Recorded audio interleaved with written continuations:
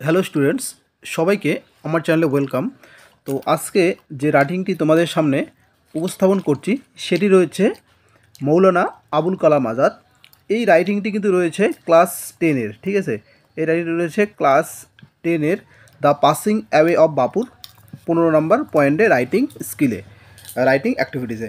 তো এই রাইটিংটি কিন্তু ভেরি ভেরি ইম্পর্ট্যান্ট তোমাদের জন্য, কেননা তোমাদের এক্সামে কিন্তু এই বায়োগ্রাফি যে ব্যাপারটা রাইটিংটা সেটা কিন্তু অবশ্যই থাকে। দেখো আমাদের এখানে যে পয়েন্টগুলি দেওয়া থাকে, যে সমস্ত স্টুডেন্টসরা দেখছো ভালো করে ব্যাপারটা শুনবে।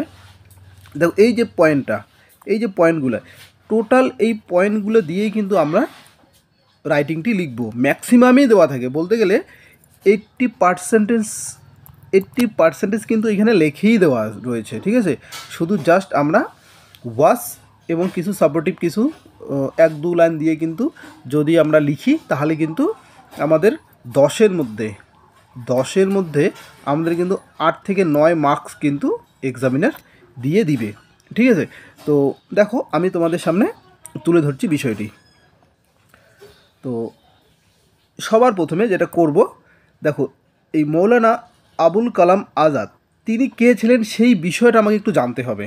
সবার যে কোনো তুমি বায়োগ্রাফি লেখো না কেন, তোমরা যে ব্যক্তিকে নিয়ে লিখবে সেই ব্যক্তিটি আসলে কী ছিল।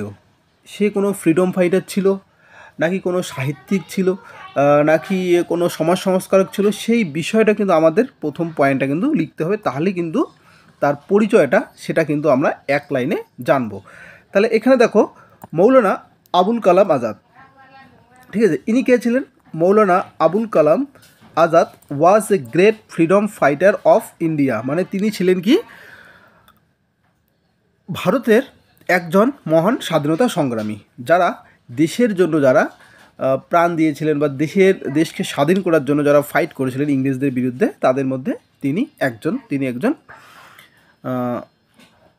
মহান ছিলেন, গ্রেট ফ্রিডম ফাইটার। তাহলে এই একটা প্রথমটা দিয়ে কিন্তু তার সম্পর্কে আমরা জানতে পারলাম, ঠিক আছে।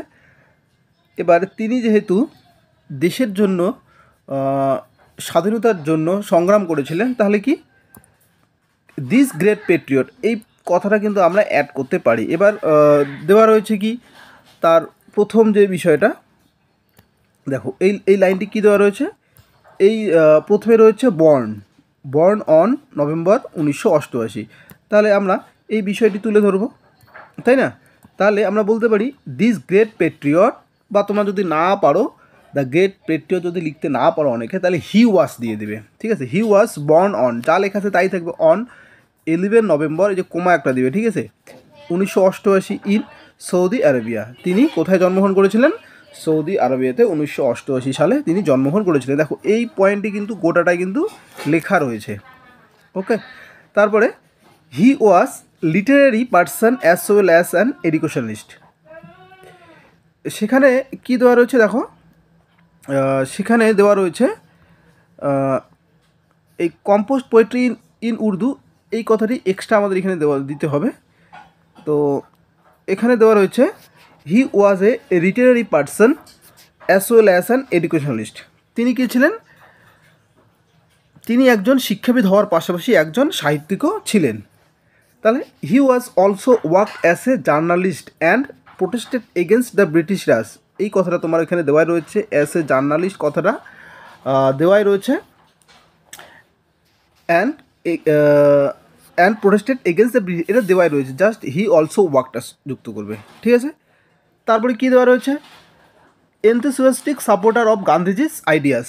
এবার দেখো অ্যাজ এ ফ্রিডম ফাইটার, শুধু এইটুকু যুক্ত করবে। হি ওয়াজ, যদি এটা যদি নাও যুক্ত করো তাও কোনো সমস্যা নেই। He was a supporter, he was a supporter of Gandhiji's ideas, just এতটুকুই লিখবে, হলো। তারপরে কী দেওয়া রয়েছে দেখো, রোট ম্যানি বুকস। তাহলে এখানে রয়েছে দেখো হি রোট ম্যানি বুকস, এইটা একটা পয়েন্ট হয়ে গেল। এবার তারপরে আমরা এক্সট্রা করে লাইন তৈরি করব, সাম অফ হিজ ফেমাস ওয়ার্কস, মানে এই যে বইগুলি যে লিখেছিল যেখানে উল্লেখ করা রয়েছে, ইন্ডিয়া উইন্স ফ্রিডম, গুবারি খাতির, ঠিক আছে, এই সমস্ত জিনিস আমরা লিখব।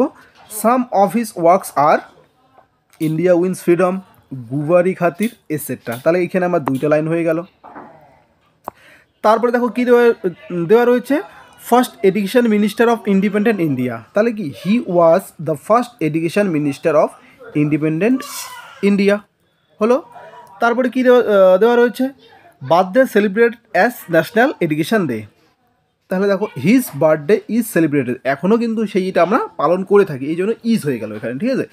Is celebrated as the national education day due, এই যে এটা আমরা এক্সট্রা করে দেবো, কিসের জন্য সেটা আমরা পালন করি, due to his contribution in the field of education, তার শিক্ষা জগতে তার একটা বিশেষ অবদানের জন্য তার যে বার্থডেটা সেটা কিন্তু আমরা ন্যাশনাল এডুকেশন ডে হিসেবে পালন করি।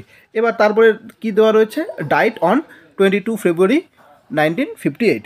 তাহলে এবার লিখে দাও, this great freedom fighter diet on, তিনি মারা গেলেন, যা আছে তারিখ 22 ফেব্রুয়ারি 1958, যে কোমা দিয়ে 1958, ব্যাস তোমাদের এটা হয়ে গেল। আশা করি যদি তোমরা এটা মাধ্যমিক পরীক্ষা যদি আসে, যদি এরকমভাবে লিখতে পারো, তাহলে 10-এর মধ্যে যদি নির্ভুল হয়ে থাকে 8 বা 9 তোমাদের অবশ্যই কিন্তু সেখানে দিয়ে দিবে, কোনো যদি নির্ভুল হয়ে থাকে, ঠিক আছে।